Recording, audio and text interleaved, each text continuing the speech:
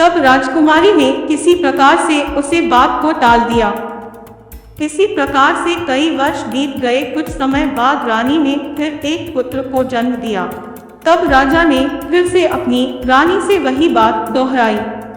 राजकुमारी अपने बीते कल की बातें अपने पति को नहीं बताना चाहती थी, लेकिन राजा ने उनका अतीत जानने की बहुत इच्छा जताई। रानी भी जानती थी कि राजा साहब उनसे बहुत प्रेम करते हैं। तब राजकुमारी ने राजा के पूछने पर अपने जीवन की सारी कहानी को सुनाई। जब राजा ने राजकुमारी के मुख से ऐसी दुख भरी दास्तां सुनी तो उसकी भी आंखों में आंसू आ गए।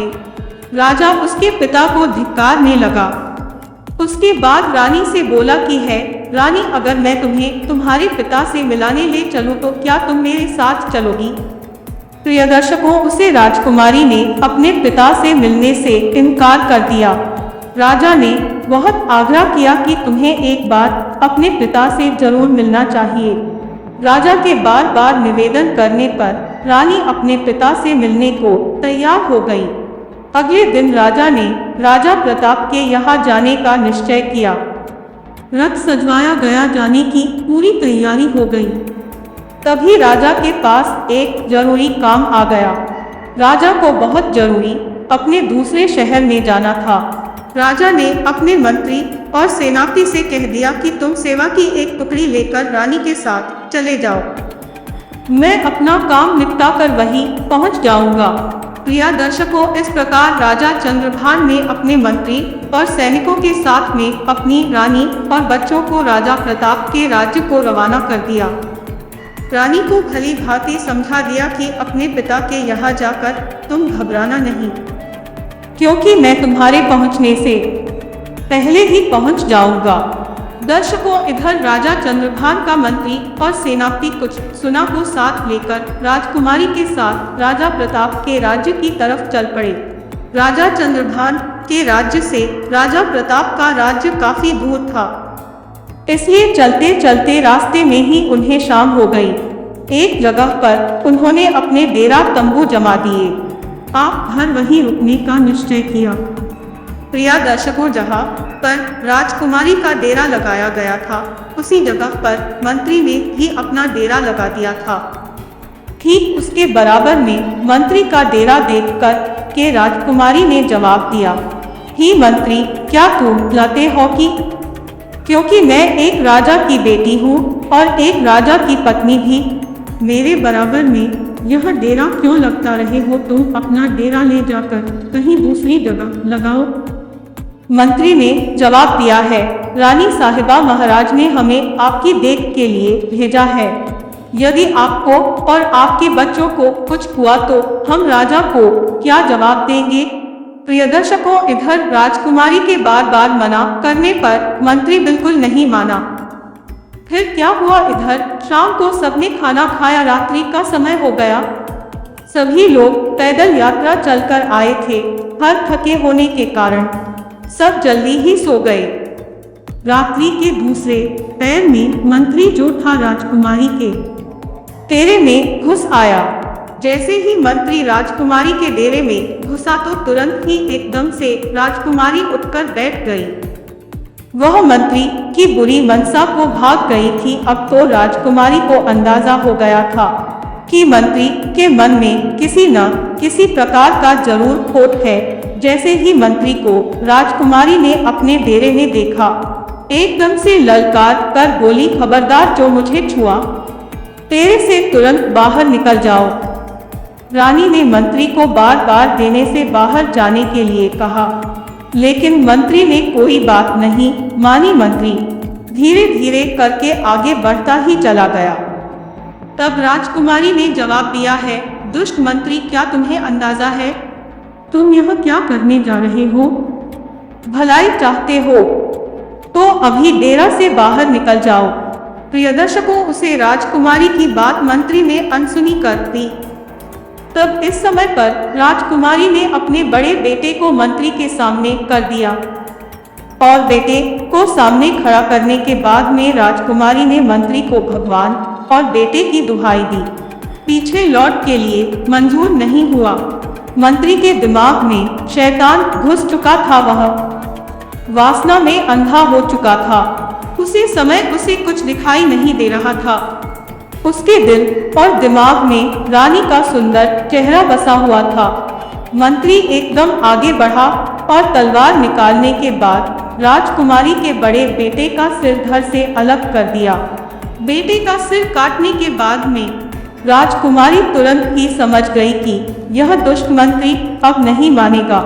तो अपनी लाज बचाने के लिए रानी ने कुछ नरम रुख अपनाते हुए कहा, तुम थोड़ी देर ठहरो, मैं अभी आता हूँ। उसके बाद में जो तुम्हारे मन में हो वह तुम कर लेना। इतना कहने के बाद में रानी उसे डर से बाहर निकल गई और वहां से भागकर जंगल में चली गई। सुबह होने तक रानी झाड़ियां में छुपी रही और जब वह सुबह होने पर लौटकर अपने डेरे में आई तो उसने क्या देखा कि उसके बेटे का सिर कटा हुआ पड़ा है। अपने बेटे की लाश देखने के बाद में अब तो रानी की हालत और भी ज्यादा खराब हो गई, लेकिन वह कर भी क्या सकती थी। उसे शैतान के सामने वह बेबीज थी। आईटीआई की मृत्यु का गम अपने मन में छुपाए वह उनके साथ आगे को चल पड़ी। चलते चलते जब वह शाम के होने पर एक जगह पर और रुका तो अब तो दूसरी रात के लिए अगला डेरा डाला गया। राजकुमारी के डेरे के पास में सेनापति ने अपना डेरा लगाए। तब राजकुमारी ने उसे सेनापति को बुलाकर कहा कि तुम अपने दर को यहाँ से दूर हटा करके लगाओ। तब सेनापति ने जवाब दिया है, राजकुमारी मेरी जिम्मेदारी है कि मैं आपकी सुरक्षा करूं। राजकुमारी के बार बार मना करने पर भी उसे सेनापति ने अपने दर को वहां से दूर नहीं लगाया। अब तो राजकुमारी को सब समझ में आ चुका था। इस चिंता को लेकर राजकुमारी परी थी और रात सोए नहीं थी। जैसे ही आधी रात हुई तो तब उसी समय पर सेनापति के दिमाग में वासना का शैतान घुस जाता है। वह राजकुमारी के डेरे में रात्रि के समय में प्रवेश कर जाती है।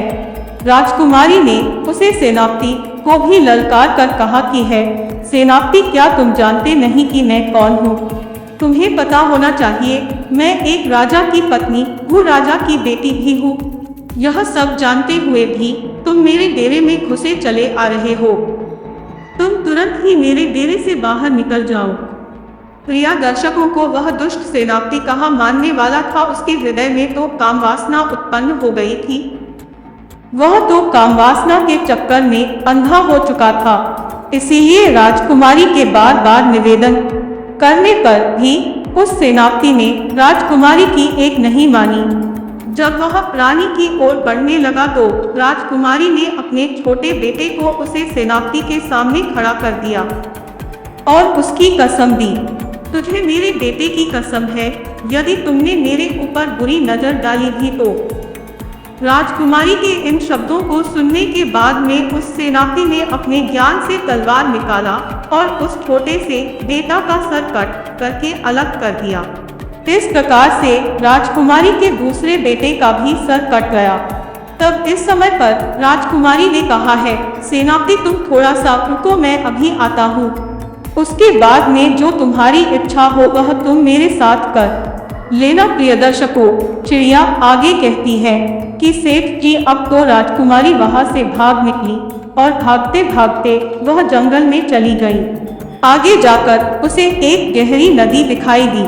अब तो राजकुमारी ने मन में यह दृढ़ निश्चय कर लिया कि जब मेरी संतान ही नहीं रही, मेरे बच्चे ही नहीं रहे तो फिर ऐसे में मैं जीकर क्या करूंगी। ऐसा निश्चय करके वह करने के उद्देश्य से नदी में कूद गई, परंतु पानी का बहाव इतना तेज था कि जैसे ही रानी उस नदी में कूदी तो पानी ने बहाकर उसे एकदम खींच ले गया। जंगल के एक छोर पर नदी बहती हुई जा रही थी। नदी में बहते हुए जंगल के इस किनारे पर जाकर लगी। सुबह हो चुकी थी। वहां पर दो सन्यासी महात्मा इस नदी में अपने गुरु के वस्त्र धोने के लिए आए थे। इस समय उन सन्यासी महात्माओं ने देखा कि कोई औरत इस नदी में बहते हुए हमारी तरफ आ रही है। उन दोनों युवकों ने रानी को पकड़कर बाहर निकाल लिया। प्रियदर्शन को अब तो राजकुमारी के पैरों तले जमीन खिसक गई। अब राजकुमारी मन में सोचने लगी कि उसे मंत्री और सेनापति से मुझे जैसे तैसे छुटकारा तो मिल गया, अब यहाँ से इन दो योगों ने मुझे घेर लिया है। जैसे ही दो योगों ने राजकुमारी को पकड़ा, तब तक 4 सन्यासी महात्मा आ पहुंचे थे।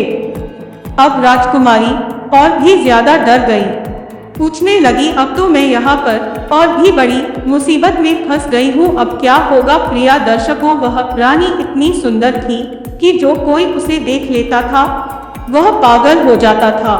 अब तो वह महात्मा आपस में लड़ने लगे, एक दूसरे के साथ धक्का मुक्की करने लगे, एक दूसरे को धक्का देकर कहने लगे, यह राजकुमारी मेरी है, यह मेरी है। अंत में संत महात्माओं ने यह सोचा कि ऐसे तो हम 6 में कोई फैसला नहीं हो पाएगा, हम अपने गुरुजी के पास में इस राजकुमारी को लेकर चलते हैं, वही हमारा फैसला करेंगे। प्रियदर्शकों, अपने गुरुजी के पास पहुंचने के बाद में उन योगों ने राजकुमारी को देखते हुए अपनी इच्छा जाहिर की। अब शिष्यों को एक स्त्री के पीछे आपस में लड़ते देखा तो गुरु समझने लगे। मित्रों, जो जोगियों के जो गुरु थे वह बड़े ही विद्वान और तपस्वी संत थे। गुरुजी ने उसे औरत को देखते ही समझ लिया कि यह स्त्री जो है यह कोई राजघराने से है। फिर उन्होंने अपने शिष्यों को समझाया कि है शिष्य, तुम 6 भाई हो और तुम्हारी कोई बहन नहीं है, तुम काम करो, इसे अपनी बहन के रूप में स्वीकार कर लो। यदि यह तुम्हारी बहन बनकर तुम्हारे आश्रम पर रहेगी तो एक न एक दिन तुम्हारी जिंदगी बदल जाएगी। इस प्रकार गुरु के समझाने पर उनके समझ में आ गया और उन्होंने रानी को अपनी बहन बना लिया। प्रिया दर्शकों, वह साधु उसके ही पिता राजा प्रताप के राज्य में रहते थे। अब तो उसे राजकुमारी को पता चल चुका था कि वह अपने आप के राज्य में प्रवेश कर चुकी है, जहाँ के राजा उसके पिता प्रताप है। रानी उन्हीं महात्माओं के आश्रम पर रहने लगी। महात्मा उसे अपनी बहन की तरफ रखते थे। प्रिया दर्शकों, चिड़िया आगे कहती हैं कि यह सेठ जी उधर राजा चंद्रभान अपने मंत्री और सेनापति और सुना से आकर मिला। उसने अपनी पत्नी और बच्चों को वहां पर नहीं देखा। आकर के राजा ने सेनापति और मंत्री से अपनी पत्नी और बच्चों के बारे में पूछा। मंत्री और सेनापति एक साथ एक स्वर में मिलकर बोलने लगे, हे महाराज, मुझे क्षमा करना, आपकी रानी रानी नहीं थी, वह तो एक डायन थी। अब आपके दोनों पुत्रों को मारने के बाद में वह रानी यहाँ से भाग गई। उन्होंने इस प्रकार से कहा कि राजा चंद्रभान को विश्वास हो गया। सोचा कि अगर कोई झूठ बोलेगा तो एक बोलेगा, दूसरा क्यों बोलेगा। राजा चंद्रभान ने हुक्म दिया कि अब तो हम उसके पिता राजा प्रताप के पास जरूर जाएंगे। अति शीघ्र सब लोग राजा प्रताप के पास